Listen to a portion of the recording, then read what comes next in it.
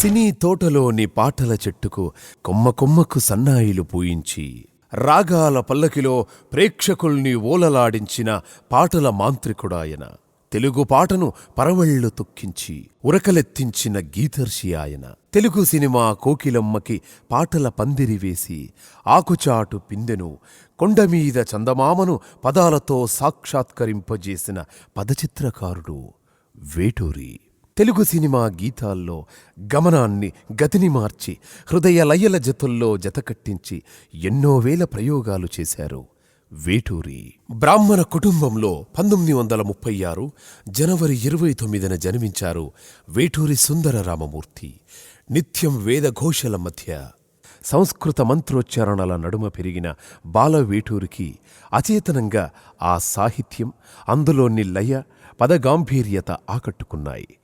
ఇలా పుట్టిన వ్యక్తి ఆ తరువాత కాలంలో తెలుగు ప్రేక్షక లోకానికి పాటల నైవేద్యం పెట్టి పదార్చకుడిగా మారుస్తుందని వేటూరి సైతం ఊహించలేదు.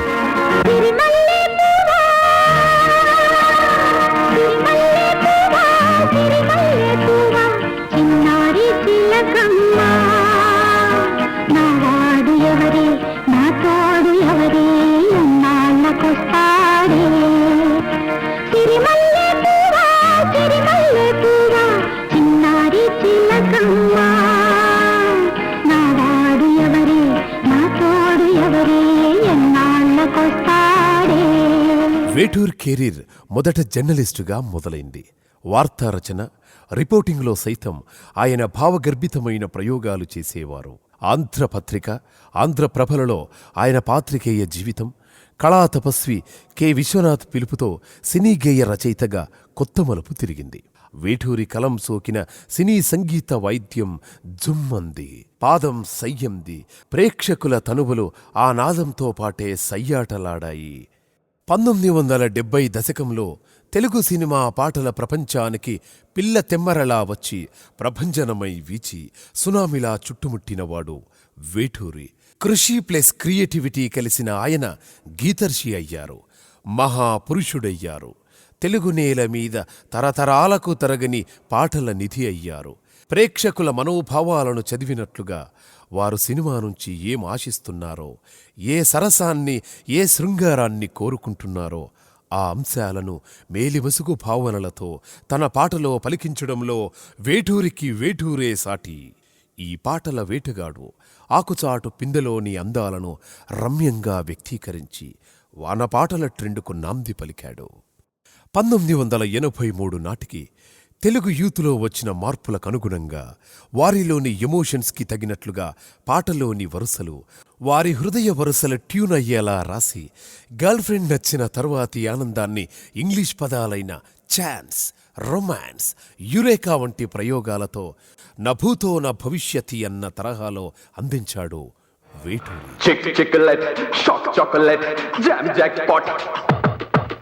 Tit-for-tat, shoot that sight, sweet cockpit.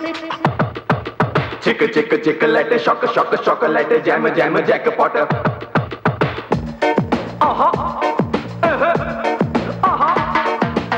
रूप तेरा मस्त हना, नीकु तेरा व्यस्त हना.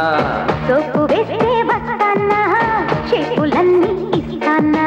काटे सुकुंदा में गिल्ली कच्चा.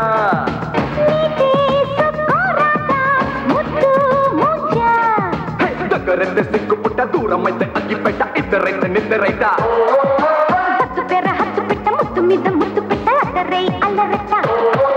ఆదికవి వాల్మీకి శోకం నుంచి శ్లోకం పుడుతుంది అన్నాడు.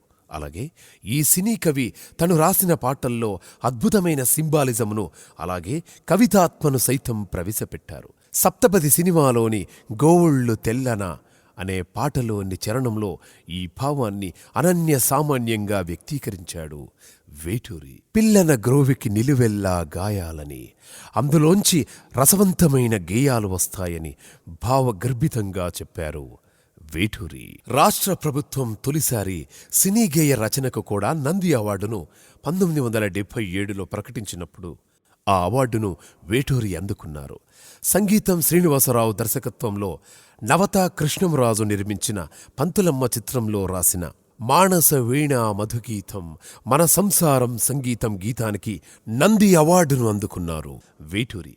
ఆ తరువాత శంకరాభరణంలోని శంకరానాథ శరీరాపరా, కాంచనగంగ చిత్రంలోని బృందావని ఉంది, యమునా నది ఉంది, మధురాపురి ఉంది, కాళింది ఉంది గీతానికి. ప్రతిఘటన చిత్రంలో ఈ దుర్యోధన దుశ్శాసన దుర్వినీతి లోకంలో అంటూ ఇలా చెప్పుకుంటూ పోతే చాలా పాటలు ఉన్నాయి. సినీ కవి పాట దిశను మార్చిన సినీ కవి వేటూరి సుందరరామమూర్తిని ఎంత ప్రశంసించినా తక్కువే. ఆయన మధుర గీతాలు అభిరుచిగల శ్రోతలను అలరిస్తూనే ఉంటాయి, పాటల పూదోటలో గుపాలిస్తూనే ఉంటాయి. ఆ మహానుభావునికి తెలుగువన్ మరియు తెలుగువారి ఆత్మీయ వారధి టోరీ అక్షర నివాళి.